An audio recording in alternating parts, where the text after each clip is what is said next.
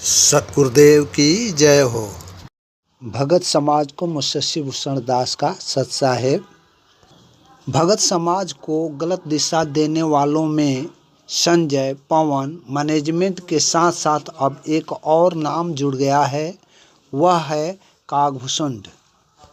निगूरा फर्जी कागभूषुंड का ज्ञान ज्ञानहीन कुत्ते के समान है। यहाँ निगूरा शब्द का अर्थ होता है जिसने किसी को गुरु नहीं बनाया हो। अतः ऐसे निगूरा का ज्ञान ज्ञानहीन कुत्ते के समान ही है। ऐसा मैं इसलिए कह रहा हूँ क्योंकि आध्यात्मिक ज्ञान रूपी हाथी हम सभी को अपने गुरु जी से प्राप्त है। हम सभी को अपने गुरु जी के वचनों पर विश्वास करके अपने कर्म धर्म पर अडिग रहना चाहिए। ज्ञानहीन उछल कूद मचाते हैं, उनका अपना कोई ठौर ठिकाना है नहीं, बस बंदर की तरह इस डाल से उस डाल पर चहलकदमी लगाते रहते हैं, क्योंकि उनका ऐसा स्वभाव ही है। ऐसे स्वभाव वाले दूसरों पर केवल अपनी बत्तीसी अर्थात दांत चिहारते दिखते मिलेंगे। ज्ञानहीनता स्वस्थ समाज का अभिशाप है। इसलिए गुरु जी ने शिक्षा दिया है कि ज्ञानहीन जनता तो कुत्ते के समान है। यदि हम सभी अपने गुरु द्वारा दिए ज्ञान रूपी हाथी पर बैठे हैं और हाथी से नीचे नहीं उतरे तो कुत्ते आपका कुछ बिगाड़ नहीं सकते। आप उसी तरह सुरक्षित हैं जैसे हाथी के ऊपर बैठा व्यक्ति कुत्तों की पहुंच से दूर होता है। इसी प्रकार वह जीव सुरक्षित है जो गुरु जी के ज्ञान पर दृढ़ रहते अपना कर्म करता है।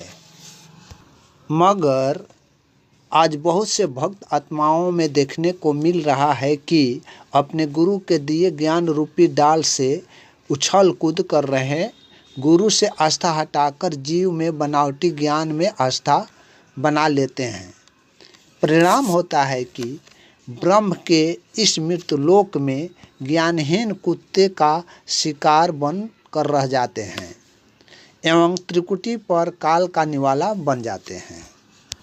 गुरु जी ने अपने अनेकों सत्संगों के माध्यम से हम सभी को हिदायत दिया है कि आप यहाँ यारी नहीं जोड़ने लग जाओ, क्योंकि आपके मित्र के रूप में काल ब्रह्म भी आ सकता है और आपका संचित किया हुआ सारा कमाई झटक सकता है।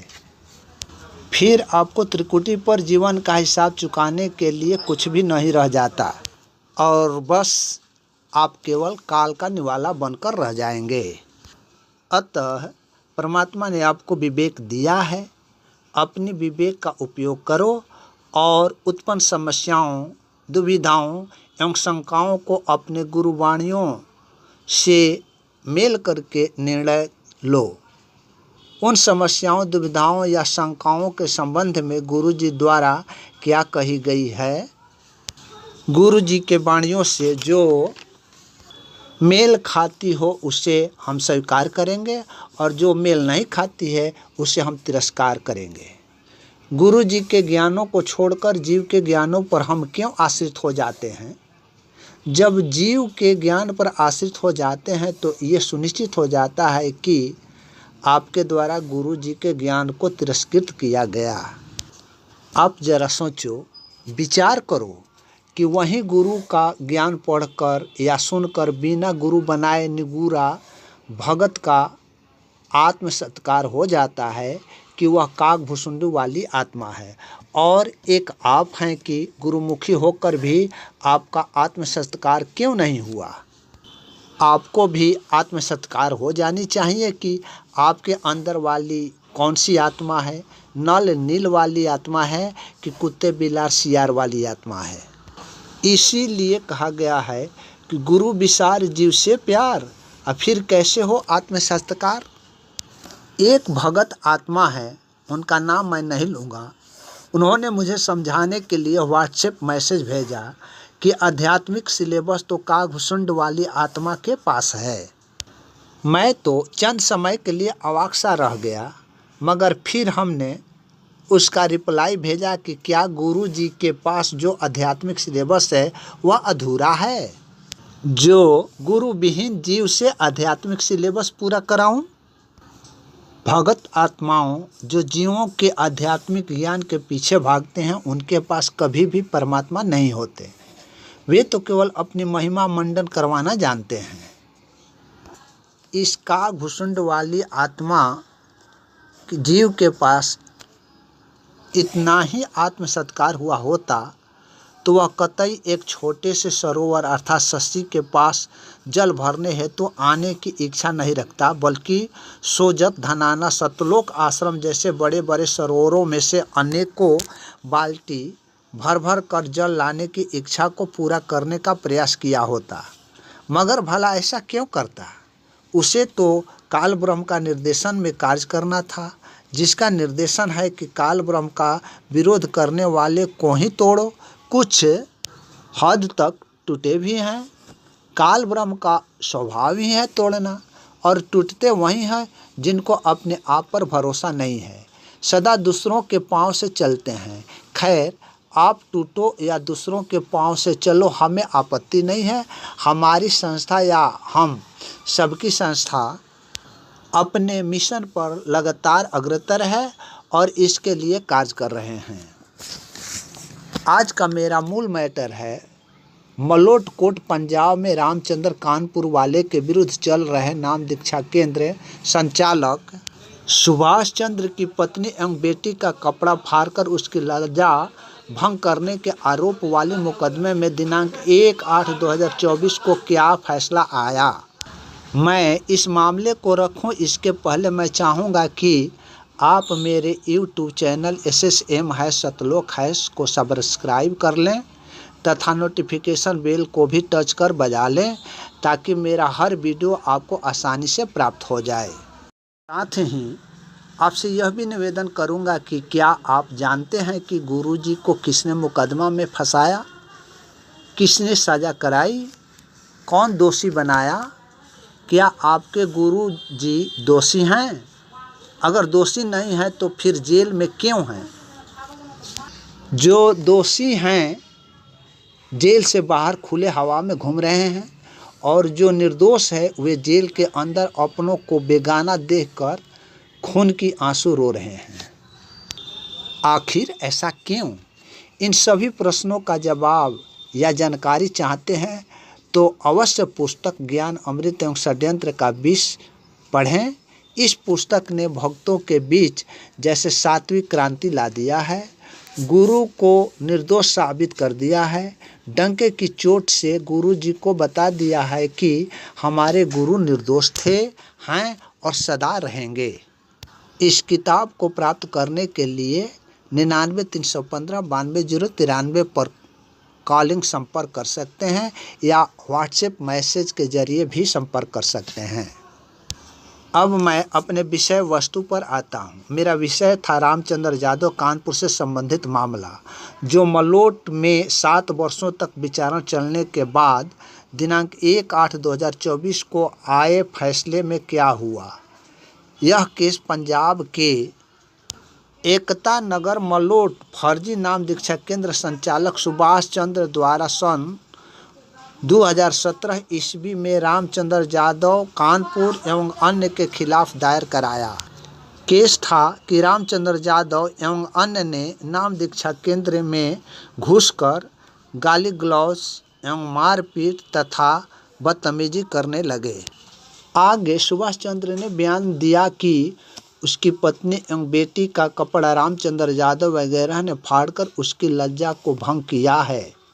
सुभाष चंद्र के बयान पर थाना मलोट सिटी पंजाब में FIR नंबर 153 सन 2017 दर्ज हुआ। न्यायालय ने इसे RMP केस नंबर 61 सन 2018 के रूप में दर्ज कर चार्जशीट आने का इंतजार करने लगा।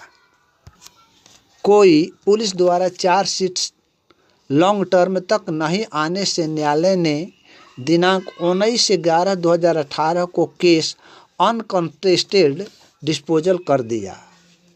केस डिस्पोजल होने के बाद भी रामचंद्र यादव को गलफलत में डालकर वहां का वकील 1 साल तक झूठ की तिथि बताकर दौड़ाया। और बेमतलब काफ़ी राशि का लूट किया।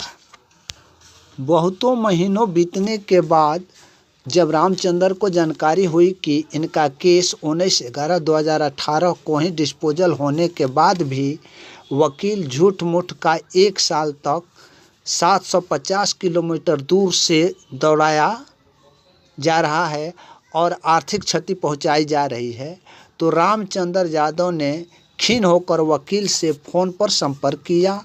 झूठा वकील की बखिया उड़ेल दी।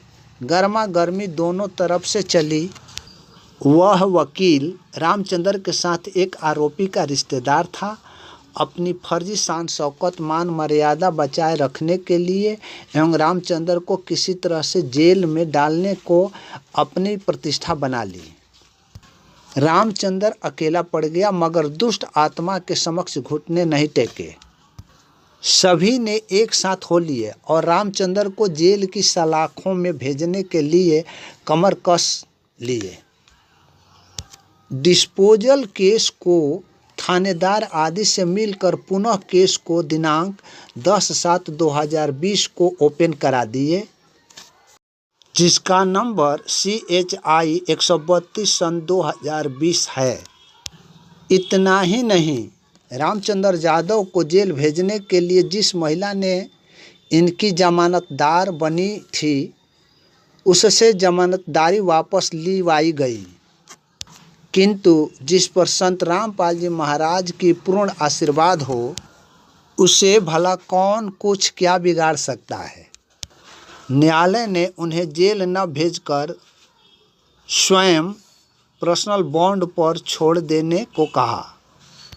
रामचंद्र ने पर्सनल बॉन्ड दिया और जमानत पर रहा। यही नहीं, कोर्ट ने रामचंद्र यादव के लिए एक नए वकील भी फ्री ऑफ कॉस्ट पर मुहैया करवाया। इनके विरोधियों ने बहुत बार और बहुतों तरकीब के माध्यम से इन्हें जेल भिजवाने का प्रयास किया, किंतु सब निरर्थक चले गए। रामचंद्र यादव जी को न्यायालय से फ्री ऑफ कॉस्ट का वकील मिलने के बाद भी इन्होंने अपनी बातें न्यायालय में समय समय पर रखते गए। न्यायालय इनके बातों को काफ़ी प्रभावी रूप से सुना करता था। अंत में सारी प्रक्रिया एडप्ट करने के 7 वर्षों के बाद न्यायालय ने दिनांक 1/8/2024 को रामचंद्र यादव को निर्दोष मानते हुए सभी आरोपों से मुक्त कर दिया। सुभाष चंद्र नामदान संचालक ने अपनी पत्नी एवं बेटी का कपड़े फाड़कर उनकी लज्जा भंग करने के अपराध को रामचंद्र यादव के विरुद्ध साबित नहीं कर सका और रामचंद्र यादव बाइज्जत बरी हो गए। इस तरह सुभाष चंद्र ने अपनी बेटी एवं पत्नी को फर्जी कपड़े फाड़वाकर पूरी दुनिया में अपने ही बेटे एवं पत्नी को सरेआम नंगा कर दिया है। आज इतना ही तक, फिर विस्तृत रूप से आगे बताई जाएगी। सत साहेब, जय बंदी छोड़।